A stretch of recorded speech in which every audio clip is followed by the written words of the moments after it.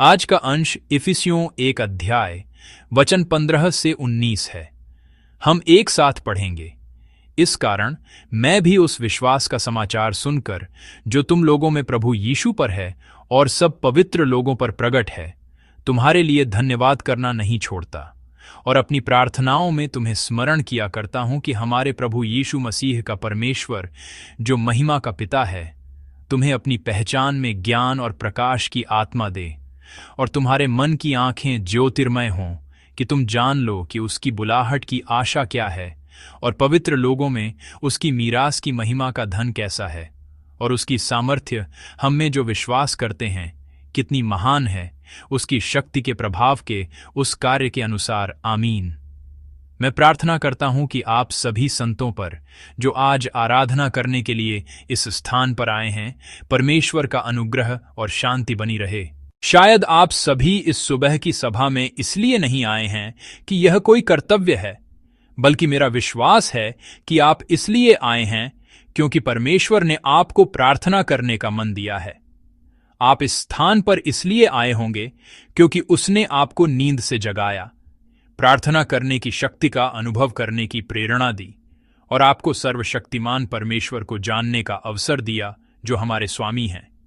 इसलिए हम प्रार्थना के बारे में इस तरह सोच सकते हैं, प्रार्थना कोई ऐसा कार्य नहीं है जिसे हमने शुरू किया है, बल्कि यह परमेश्वर के बुलावे का एक जवाब है जिसने हमें पहले बुलाया है।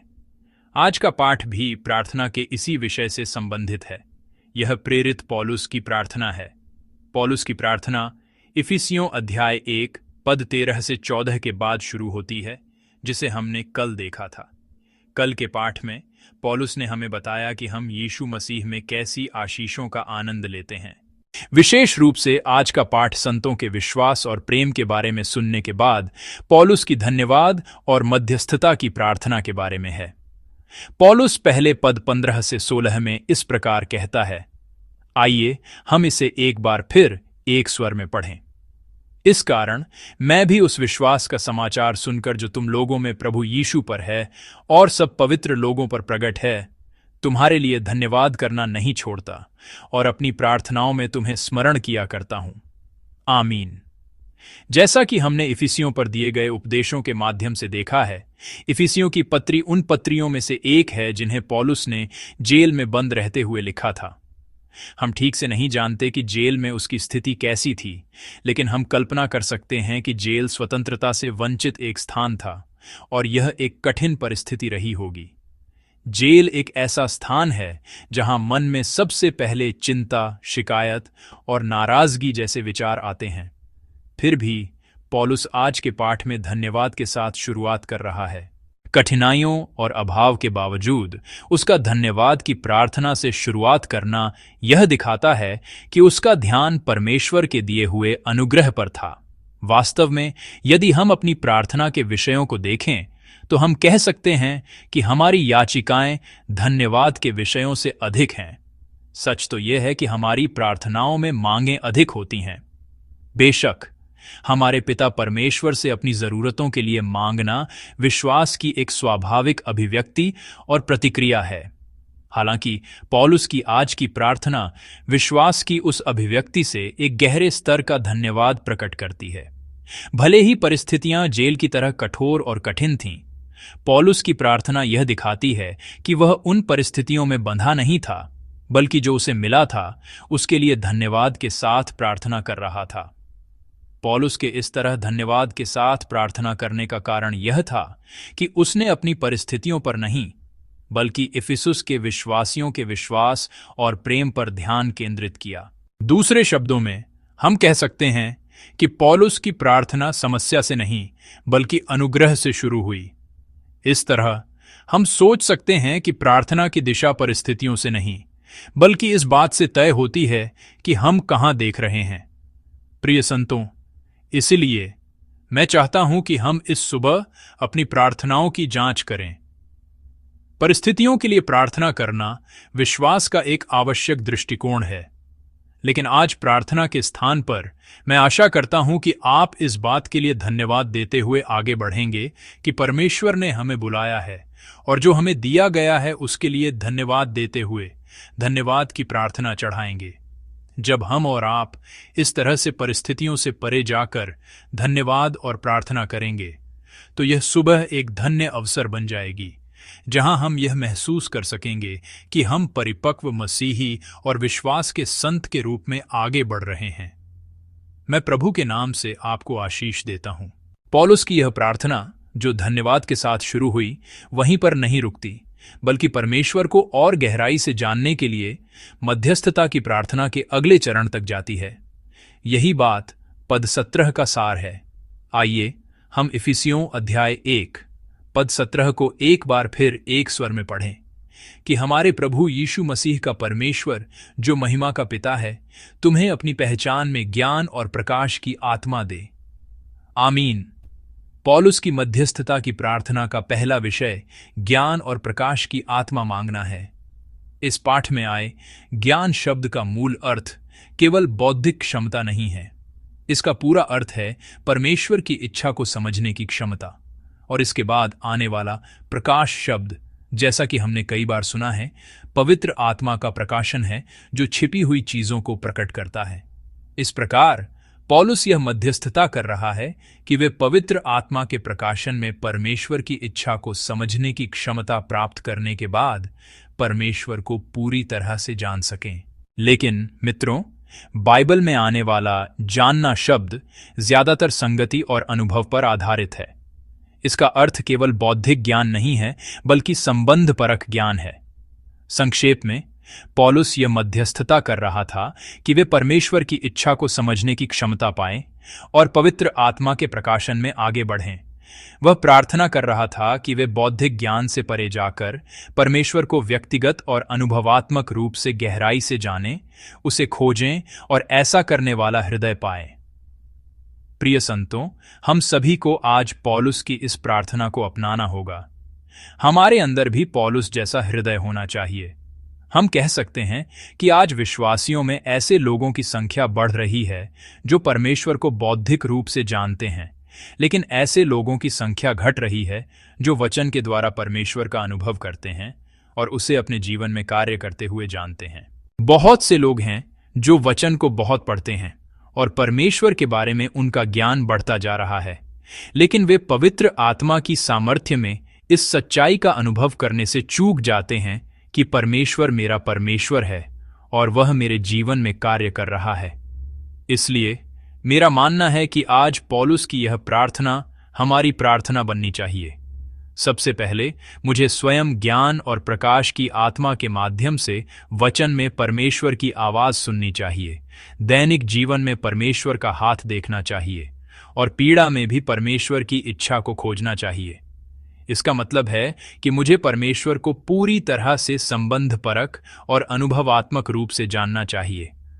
और हमारे समुदाय में, हमारे समूह में, हमारी सेवा टीम में और हमारे परिवार में यदि ऐसे लोग हैं जो परमेश्वर के साथ अपने व्यक्तिगत संबंध में कमजोर हैं, तो हमें प्रार्थना करनी चाहिए कि वह उन्हें ज्ञान और प्रकाश की आत्मा दे ताकि वे परमेश्वर को जान सकें।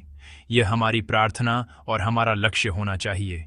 इसलिए मित्रों, मैं आशा करता हूं कि आप आज सुबह इस तरह से प्रार्थना करेंगे।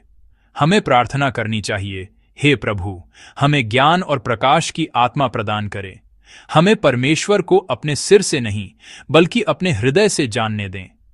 जब हम वचन पढ़ें तो हमें आपके जीवंत वचन को अनुभव करने दें। और साथ ही हमें इस तरह प्रार्थना करनी चाहिए, हे प्रभु, हमारे उन भाई बहनों को जो आपके साथ अपने व्यक्तिगत संबंध में कमजोर हैं, ज्ञान और प्रकाश की आत्मा दें ताकि वे आपको पूरी तरह से जान सकें। मैं चाहता हूं कि हम विश्वास के साथ यह घोषणा करें कि जब हम परमेश्वर से व्यक्तिगत रूप से मिलेंगे और अपने भाई बहनों के लिए इस तरह प्रार्थना करेंगे, तो हम ज्ञान और प्रकाश की आत्मा से भर जाएंगे। तब हम परमेश्वर से व्यक्तिगत रूप से मिलेंगे और उसकी इच्छा को अद्भुत रीति से प्रकट होते हुए देखेंगे। पौलुस पद 18 से 19 में इस प्रकार प्रार्थना करना जारी रखता है। आइए हम इसे एक बार एक स्वर में पढ़ें। और तुम्हारे मन की आंखें ज्योतिर्मय हों कि तुम जान लो कि उसकी बुलाहट की आशा क्या है और पवित्र लोगों में उसकी मीरास की महिमा का धन कैसा है, और उसकी सामर्थ्य हम में जो विश्वास करते हैं कितनी महान है, उसकी शक्ति के प्रभाव के उस कार्य के अनुसार। आमीन। पौलुस की दूसरी प्रार्थना यह थी कि उनके मन की आंखें ज्योतिर्मय हों। उस समय में हृदय को विचार, भावना और इच्छा का केंद्र माना जाता था, अर्थात यह व्यक्ति के पूरे अस्तित्व का केंद्र था। इसलिए हृदय का ज्योतिर्मय होना केवल किसी भावना में बदलाव का मतलब नहीं है, बल्कि यह बताता है कि व्यक्ति का पूरा अस्तित्व परमेश्वर के प्रकाश से प्रकाशित हो रहा है। इसका अर्थ केवल आंखें खोलना नहीं है, बल्कि आध्यात्मिक आंखों का खुलना है, जिससे परमेश्वर को जाना और देखा जा सके। वास्तव में हम अपनी आंखें खोलकर देखते हैं, लेकिन कई बार हम पूरी तरह से नहीं देख पाते। हम अपने आसपास की चिंता, भय और चोटों के कारण ठीक से नहीं देख पाते हैं। मैं अभी चश्मा पहने हुए हूं। अगर इस चश्मे का शीशा रंगीन हो तो मुझे पूरी दुनिया उसी रंग की दिखाई देगी। अगर यह धूप का चश्मा हो तो सब कुछ धुंधला या अंधेरा दिखाई देगा। इसी तरह हम कह सकते हैं कि अपनी चिंताओं, डर और चोटों के कारण हम परमेश्वर की सृष्टि और उसके कार्यों को विकृत रूप में या गलत तरीके से देखते हैं। परमेश्वर से ज्यादा परिस्थितियों को और वादों से ज्यादा समस्याओं को बड़ा देखना, यही हमारी स्थिति है। हमारी ऐसी ही दशा के लिए पौलुस इस तरह प्रार्थना कर रहा है, तुम्हारे मन की आंखें ज्योतिर्मय हों। पौलुस प्रार्थना कर रहा है कि जब हमारे मन की आंखें ज्योतिर्मय हो जाएं, तब हम परमेश्वर की बुलाहट की आशा, उसकी मीरास की महिमा के धन और हम विश्वासियों के लिए उसकी महान सामर्थ्य को जान सकें। पाठ में आने वाली बुलाहट की आशा का अर्थ केवल स्वर्ग की आशा नहीं है। इसका मतलब है कि हम उस कारण और अर्थ को समझ सकते हैं जिसके लिए हमें आज इस स्थान पर, हमारे जीवन में और हमारे चर्च में बुलाया गया है। परमेश्वर ने हमें इस स्थान पर संयोग से आमंत्रित नहीं किया है। काम पर, घर पर और चर्च में परमेश्वर की बुलाहट का एक स्पष्ट उद्देश्य है। जब हम उस उद्देश्य को भूल जाते हैं तो हमारी दिशा बार बार डगमगाने लगती है। यानी जब हमारी आध्यात्मिक आंखें धुंधली हो जाती हैं तो हम परमेश्वर की बुलाहट को पूरी तरह से नहीं देख पाते हैं। लेकिन जब पवित्र आत्मा हमारी आंखों को ज्योतिर्मय करता है, तब हम यह जान पाते हैं कि यह स्थान प्रभु की बुलाहट और उद्देश्य का स्थान है। जैसा कि हमारे वरिष्ठ पादरी ने कल अपने उपदेश में कहा था, प्रार्थना के बाद परिस्थितियां नहीं बदलती, लेकिन हमारे हृदय पहले बदलते हैं। इसका यही अर्थ है। इसीलिए मित्रों, मैं आशा करता हूं कि आप आज पौलुस की इस प्रार्थना को अपने हृदय में रखकर प्रार्थना करेंगे। परिस्थितियों के बोझ तले दबकर अपनी दृष्टि न खोएं। बार बार केवल परिस्थितियों को बदलने की विनती न करें। इसके बजाय यह प्रार्थना करें कि परमेश्वर हमें ज्ञान और प्रकाश की आत्मा दे ताकि हम उसे पूरी तरह से जान सकें। प्रार्थना करें कि वह हमें पवित्र आत्मा से परिपूर्ण करे ताकि हम अपनी बुलाहट की आशा को खोज सकें। जब हम इस तरह से प्रार्थना करना शुरू करेंगे तो हम हमें बुलाने वाले परमेश्वर की समृद्धि को जान पाएंगे और पुनरुत्थान की सामर्थ्य से सब कुछ बदलने वाले परमेश्वर के महान अनुग्रह का अनुभव करेंगे। मैं प्रभु के नाम से आपको आशीष देता हूं कि आप इसी विश्वास के साथ आगे बढ़ें।